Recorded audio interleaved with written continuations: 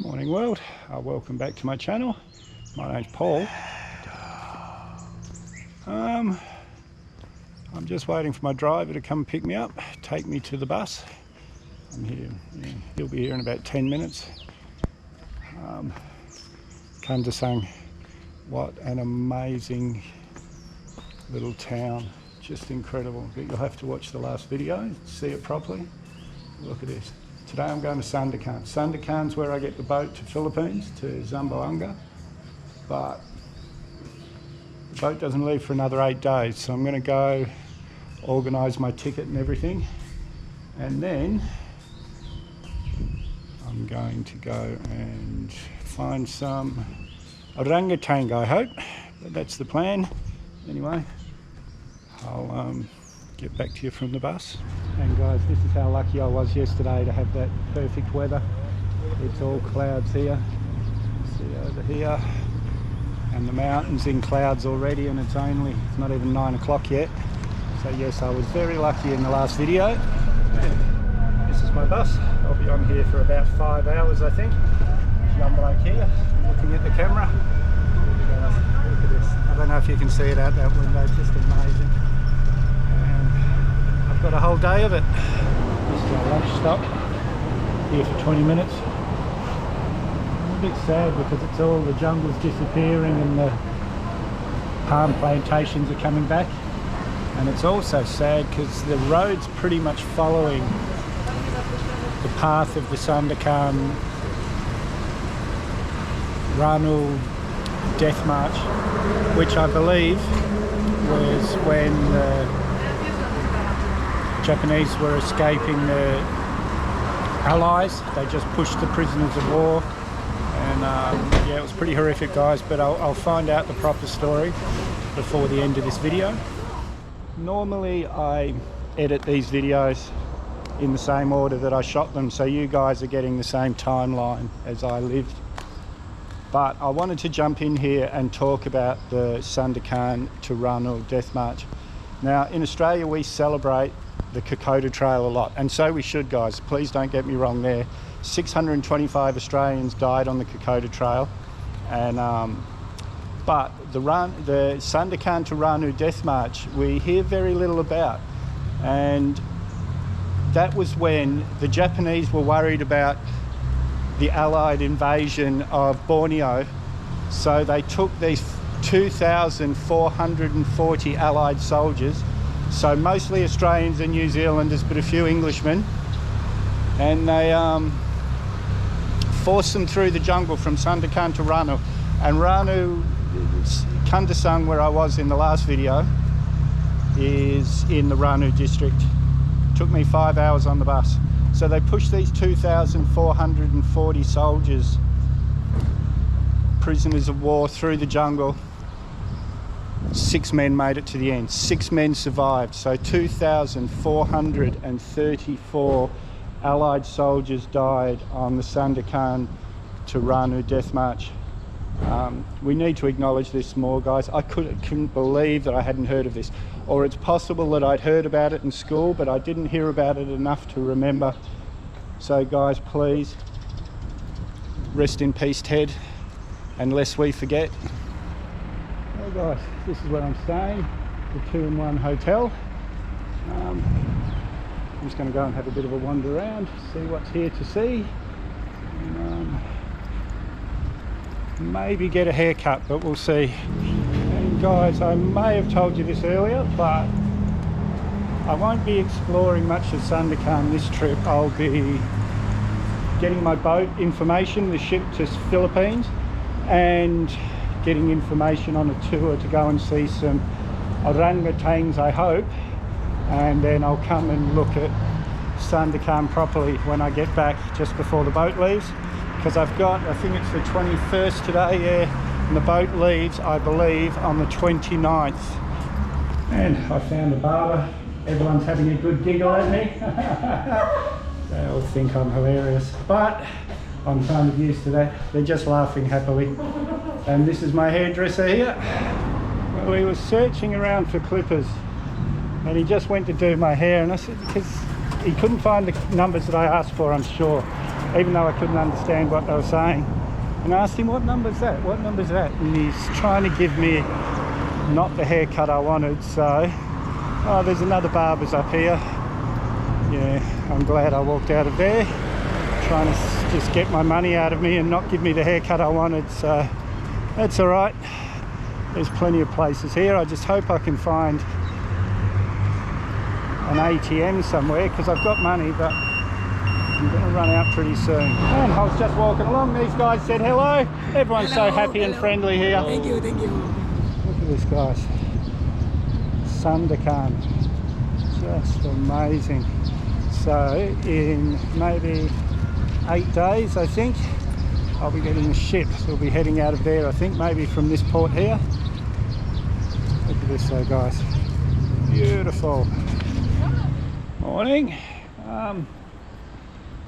Today I've got to go to Allison Shipping, find out about my boat to Zamboanga. I've got to try and find some information on a orangutan tour. I want to go down south a bit from here where you can see them in the wild rather than going to a farm, but if that's not possible, I'll just go. They have farms like rehabilitation for injured ones you can go and see. So if worst comes to worst, I'll do that. I'd rather see them in the wild. But guys, I also have to find some information because, and I'll put some maps in here for you to see, but this part of Zamboanga, this part of Mindanao is, and please guys, I mean no offense to anyone, all I'm telling you here is information that I've been told and information from the internet, from Mr. Google. So if I'm wrong, I apologize. But this part of Mindanao is the stronghold of the Abu Sayyaf group, which, and again I apologize if I'm wrong, but they're described as the ISIS of Asia. And I need to find out if it's safe for me to travel by bus through this area, or if it's not, I'll fly from Zamboanga. I can fly for about $35 US to Gabatao City. I think I've said that right, but I'll put the map here for you to have a look. And yeah, that's the more safer part of Mindanao. And I hope I can get the bus, because as you know, this whole trip is supposed to be without aeroplanes. But I'm not going to be stupid about it, guys. And yeah, for my Colombian viewers, and I know there's a few of you,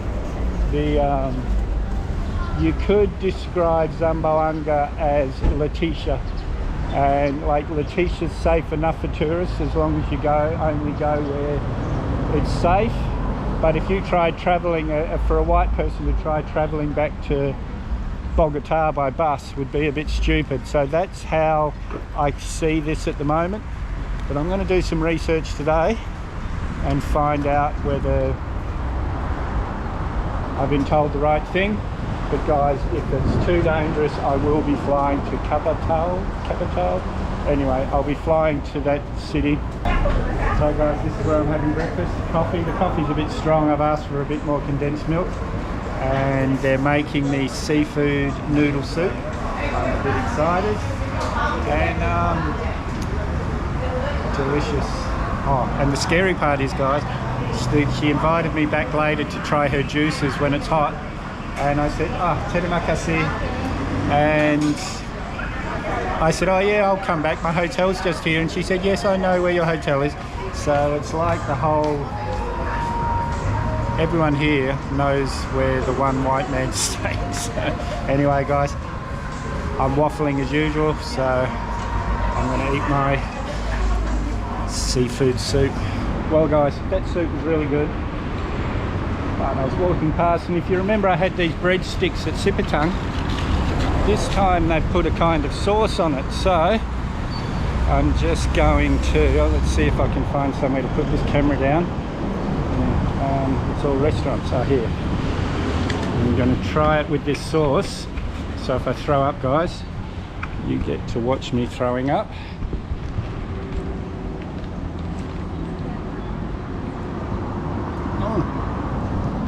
Oh no, no throwing up, that is delicious. So good. So now I'm going to get a grab and head to the shipping. Well, through Allison, through the actual ferry company, a cabin cost about $65 US, which I was willing to pay. I think it's 45 just to sit on deck for the whole night, so I may as well pay the extra 20 and get a room. But the agent is charging 550 ringgit, which is around at least 125 US. So it's nearly double the price. I'm a bit upset. So, and they can't even verify that there is a ferry on the date that it's supposed to go. I'm going to have to do a little bit more research on this one. And getting a local bus into town instead of walking cost me about 30 cents US maybe. Well worth it. Yeah. This is my driver. It's really friendly. His English isn't the best, but he's being friendly and nice. So now I'm looking for a tour company. It's the first time in this channel you've ever heard me say those words. But yeah, I'm trying to get some information on where I can go and see the orangutan. I'm a little disappointed with that agency for Allison shipping. It's going to cost me, I just checked the exchange rate, and it'll be 120 US. And I'm sure everywhere I've looked, it's around 70 US for a cabin. But they won't even have any information till Friday. It's Tuesday today. So that gives me a few days to find an alternative. But if I can't find an alternative, I'll just pay that. It's part of the trip, and really it's not that much money. It's a 16-hour boat trip. I get a nice cabin. If it's anything like the one I did from Sumbawa to Sulawesi, it'll be a nice comfy trip. So I'm waffling as usual, so I'm going to put this away and find a tour company. So guys, getting my hair cut. These guys are a bit more professional than yesterday. So they're going to do it for 20 ringgit, which is about 5 US. But that's all right. New man again. Nice and neat, quick and easy. So now I'm looking for a tour guide again. Hey guys, sorry I'm feeling a bit down today. All the tour companies I go to have shut down. I'm guessing because COVID must have hit them all pretty hard. I've been walking around for what, 3.5 hours now. Finding out the ferry's going to cost me twice as much as I budgeted for. That's not a big deal, but it's just all... And you guys know me, well, you're my regulars. I'm a pretty upbeat kind of person. It takes a lot to get to me. But I think today I might just book in an extra day at my hotel and write today off. That's all right, guys. Look where I am. Look at this, just amazing. But I've got to think of new words. Phil was just telling me that everything's amazing and incredible, so I need to find some new words. Well, Borneo Sandakan tours, they're going to do something for us. Hopefully we'll see some proboscis and some orangutan. We might get to see a crocodile, and I think he said if we're lucky we'll see an elephant. I'm going to go and book into my hotel for an extra night. Going to have this afternoon to be lazy, and I'll speak to you guys later. Just wandering up to the Borneo Adventure Travel, I think it's called, but we'll find out when we get there.